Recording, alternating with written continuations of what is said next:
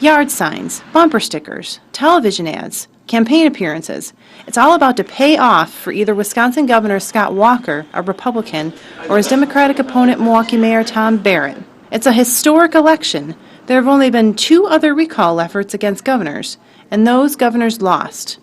Right now, it's too close to call in Wisconsin.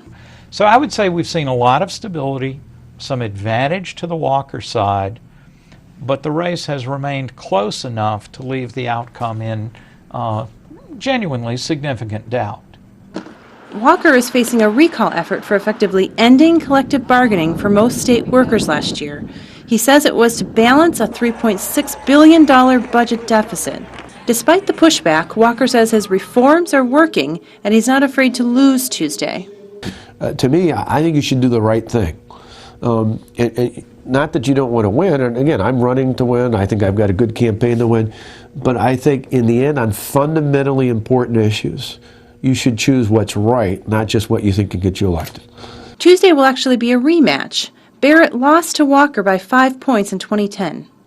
Barrett says the race will be close, but he thinks this time he will win. And we know that our base is very, very fired up. And what I'm seeing as I travel around the state of Wisconsin is larger and larger crowds and more energetic crowds. And so my belief is that we are going to have a very large turnout on Tuesday. And people want to have new leadership in the state.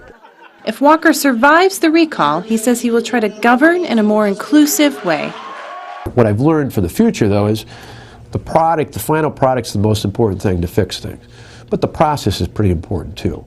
And I think even though I believe the out-of-state special interests still would have come in, they still would have targeted me, there still would have been effort for recall, I think for the average voter in this state, for the average taxpayer, it would have been a lot easier to understand not only what we were doing, but why we were doing it if I'd spent more time up front explaining it.